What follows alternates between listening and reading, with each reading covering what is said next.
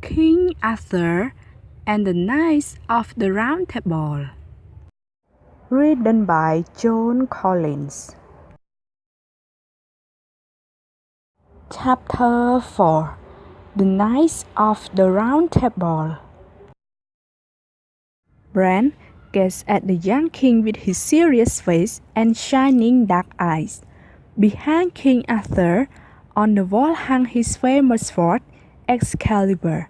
Excalibur had been given to him by the mysterious Lady of the Lake, and it had magical powers.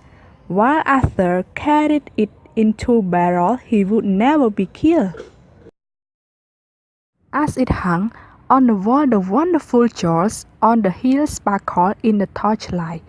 King Arthur rose to his feet. Everybody stopped talking. "My comrades in arms," he said, "at this round table all knights are equal. Let us promise that anyone who comes here to ask for help will find a champion.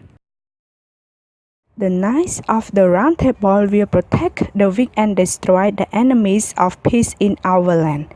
The king looked around the huge table, "And we will seek the Holy Grail, the cup Christ drank out of at the Last Supper," he said. "That is the quest of all Christian knights." The company of knights joined hands and swore to be true to King Arthur and the Fellowship of the Round Table. Chapter 5. The adventure begins. The next day, Sir Lancelot and his young cousin, Sir Lionel, were walking in the castle courtyard. "Let us go out and look for an adventure," said Sir Lionel eagerly. "You have had so many cousins, Lancelot, and yet nothing exciting has ever happened to me." Sir Lancelot laughed. "I feel more like resting in the sunshine than riding out on a quest," he said. He looked across the courtyard and saw Bran sitting by the stable door. Sir Kay was busy arranging a tournament and had no time to give Bran his orders. "Boy, can you ride a forest pony?" called Sir Lancelot. Bran stood up quickly. His eyes sparkled. "Yes, I can, Sir Lancelot," he replied. "Go and catch yourself one, and come with Sir Lionel and me in search of adventure," said the knight. "Bring a fishing line, we may need some supper." Soon, the two knights and Bran were riding through the forest.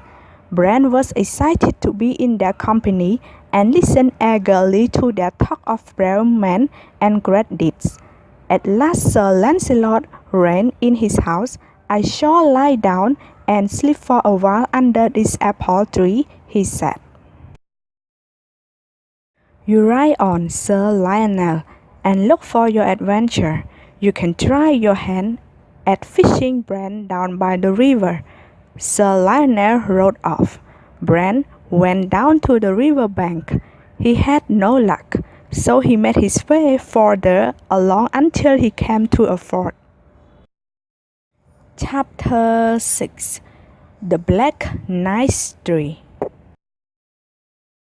By the river bank there grew a tall oak tree. Hanging on its branches were the shields of many different knights.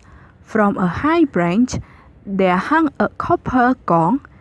As Bran looked on and wondered what it could mean, Sir Lionel came riding out of the forest. He stared at the shields, puzzled. He knew that some of them belonged to brave and true knights, but no knight would give up his shield unless he were taken prisoner or dead. And where were their owners now?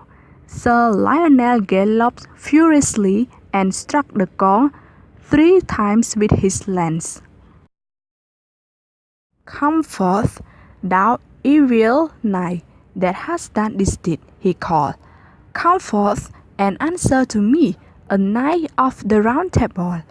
Down gallops a huge knight in black armor from the castle on the other side of the fort. "Dost thou dare to challenge me, youngster?" he bellowed. Prepare thyself for that. And he rode into the river. Bran turned and ran back to fetch Sir Lancelot. He reached the apple tree, but Sir Lancelot was gone. Bran looked everywhere and called for him, but there was no answer.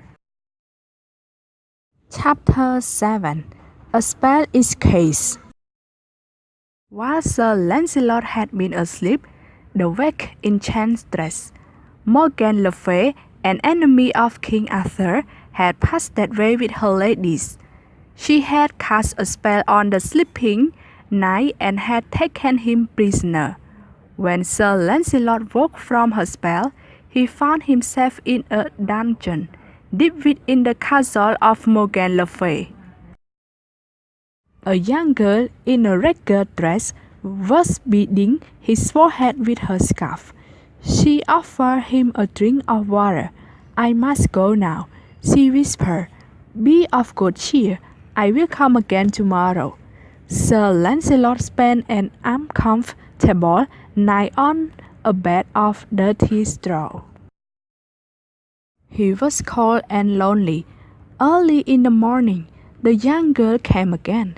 She brought some bread and ale. "What has happened to me, and who are you?" asked Sir Lancelot. "You are the prisoner of the enchantress, Morgan Le Fay," replied the girl. "My father is a prisoner too, in the Black Knight's castle. The Black Knight keeps the fort across the river, and he captures any knight who crosses it." "I have heard of this vague Black Knight," said Sir Lancelot angrily. "We must rescue your father. Can you get me out of this prison?" The girl was frightened, but Sir Lancelot gave her courage. She took him along the damp stone passage to a low opening that led out beyond the castle to the river. Then she pointed the way to the Black Knight's stronghold.